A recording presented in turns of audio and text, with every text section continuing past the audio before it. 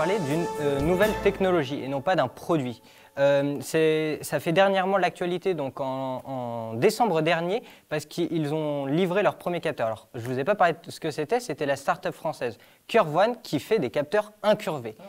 Donc, qui est en partenariat avec le CNRS. Ils ont depuis 2012 commencé leurs recherches et là, dernièrement, ils ont livré leurs 2 premiers capteurs à 2 laboratoires, un qui est spécialisé dans le domaine de l'aéronautique et un autre qui est spécialisé dans le domaine des neurosciences.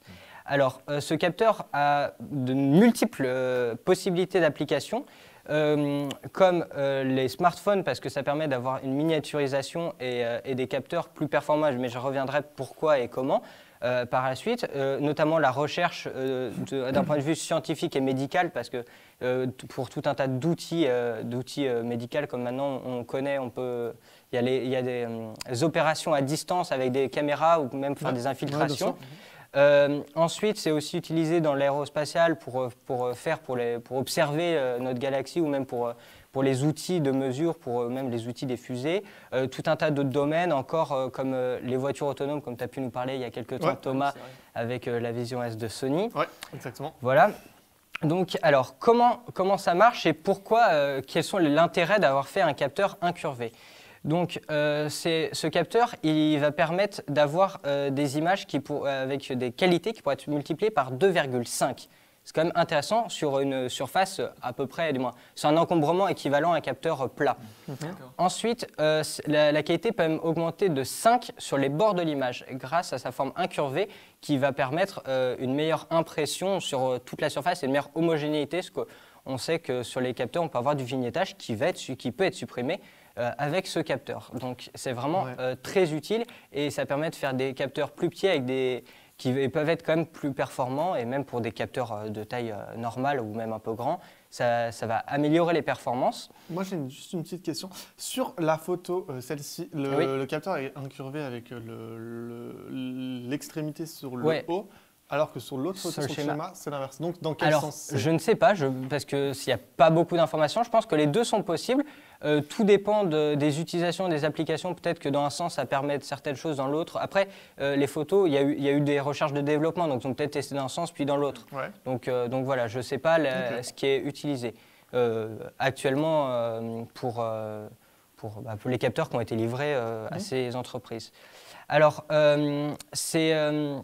ces capteurs aussi vont changer d'un point de vue optique, parce que pour les optiques, les objectifs vont être différents pour imprégner sur une surface sur ce capteur. Donc ça peut permettre de limiter le poids jusqu'à 33% en enlevant 30% des lentilles. Parce que, comme on peut le voir sur le schéma justement ici, on a besoin de bien moins de lentilles, ce qui va permettre d'obtenir des meilleures ouvertures, des meilleures capacité, donc réduire la diffraction, ce qui va permettre de réduire énormément la diffraction de la lumière et tout un tas d'aberrations, et notamment le vignettage. Et ça va être très pratique pour des ouvertures grand angle, notamment avec des fisheyes, et réduire le côté un peu déformé, mais quand même en ayant un très bon angle. Donc pour l'instant, il n'y a pas eu d'application concrète de ces produits parce que c'est assez nouveau, c'est assez récent, pour l'instant c'est plus la recherche où c'est utilisé et appliqué. En plus, il se trouve que ce n'est pas forcément beaucoup plus dur technologiquement à construire, donc on pourrait les faire à la chaîne de façon rapide, même miniaturisée, sans problème. Ça pourrait être appliqué relativement facilement. Le problème, c'est que ça n'a pas été encore, et c'est pas prêt, on ne pense pas le voir tout de suite dans les capteurs parce que ça veut dire un changement d'optique.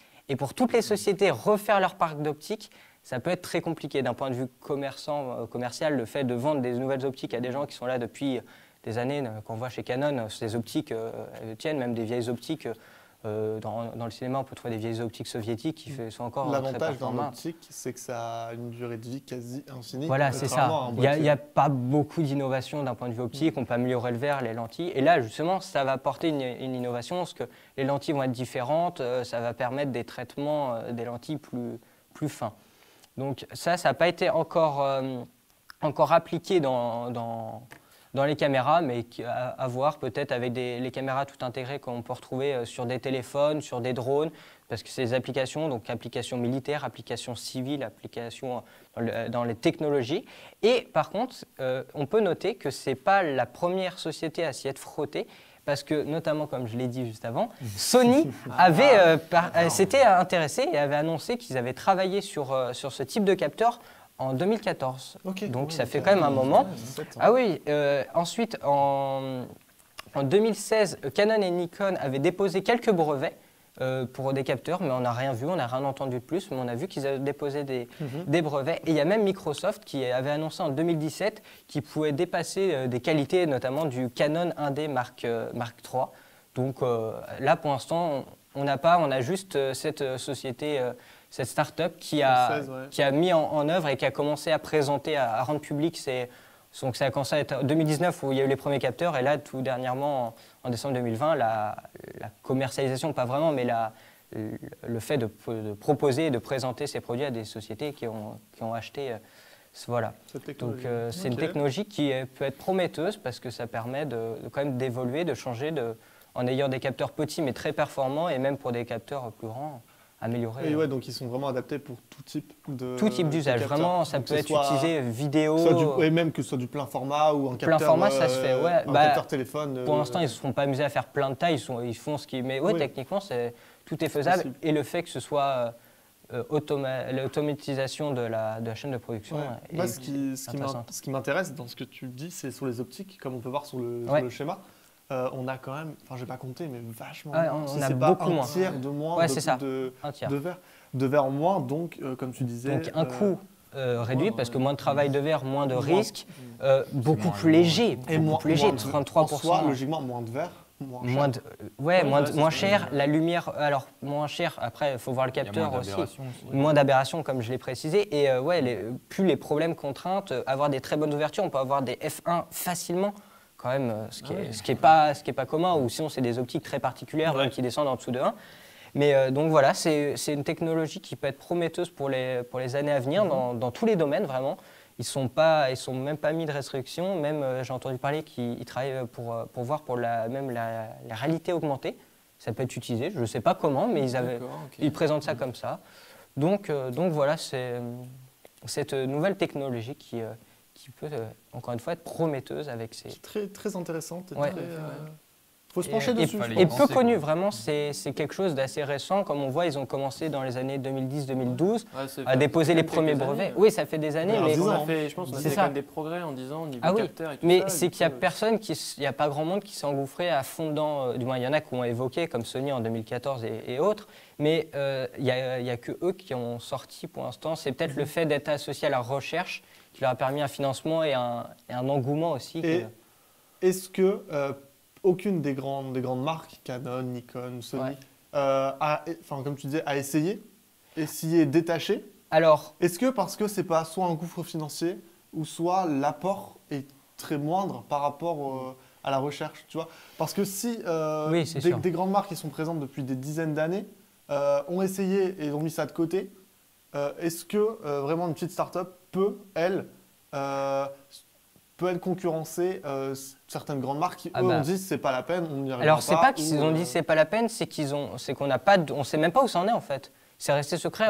Alors Sony avait fait une annonce, Canon et Nikon, on a juste vu des brevets, mais ils n'ont rien annoncé officiellement. Ils travaillent encore dessus. Ouais, ça se trouve ils sont encore dessus, on ne sait vraiment pas. Je vois pas pourquoi on se priverait quand même de choses qui apportent, sachant qu'on va s'approcher petit à petit des limites technologiques parce qu'on est déjà très haut. Donc ça nous apporte un nouvel univers parce qu'avec les mêmes technologies de capteurs, on peut juste les incurver pour obtenir des meilleures qualités. Je sais pas. Alors c'est quand même pas une petite start-up. C'est une petite start-up parce qu'ils sont pas beaucoup, mais ils ont quand même investi dedans. Ils ont mis des moyens. Ça fait des années. Ils ont quand même fait de la bonne recherche. Donc je ne sais pas comment ça va évoluer, mais ça peut être, peut être intéressant. C'est un pari sur l'avenir. Et il me semble qu'il y a déjà du monde qui est intéressé pour comprendre, parce que ça a quand même des grands avantages. Tu nous refais une chronique quand tu veux pour actualiser tout ça. Franchement, je scruterai ça doucement, mais après, c'est quand même long. Par exemple, l'annonce précédente avant celle de 2020, c'était 2019, donc dans un an peut-être. Si jamais. On attendra ça. Écoutez, est-ce que vous avez quelque chose pour rebondir sur la chronique de Yanis? Moi je trouvais ça intéressant du coup Vraiment essayer de modeler maintenant le capteur en fait, plutôt que Ouais. tout plat. En fait, comme je disais, il fallait y penser quoi, parce que ça semble logique que le capteur soit plat, mais en fait. Après, c'est pour se rapprocher de la rétine. Si on prend notre rétine, elle est incurvée. Ouais. Donc, je crois que c'était un peu la source d'inspiration. C'était de. Donc du coup, incurvé forcément vers l'avant et pas vers l'arrière. Ouais, normalement. Si c'est par rapport à la rétine. Ouais, c'est ça. Sur le schéma, c'était peut-être pour comprendre, je sais pas pourquoi. Après, il tient peut-être juste le capteur à l'envers. Ouais, je sais pas, c'est leur schéma à eux. Donc, ouais. Bah écoute, d'accord. Oui, c'est ça. Et c'est vrai que, comme tu disais, on fait plus des recherches sur les objectifs et sur les capteurs, mais sur l'agrandissement des capteurs. C'est ça, l'augmentation des performances. Mais pas forcément, on n'a pas pensé à... C'est le problème aussi dans la recherche. On essaie d'améliorer ce qu'on connaît, mais on n'essaie pas forcément de repartir, de refondre nos connaissances. Et là, c'est ce qu'ils ont essayé de faire en partie. Bah, à voir, à suivre. Ouais, en tout cas, écoute, merci Yanis pour cette belle chronique. Je vous propose tout de suite de passer sur la chronique.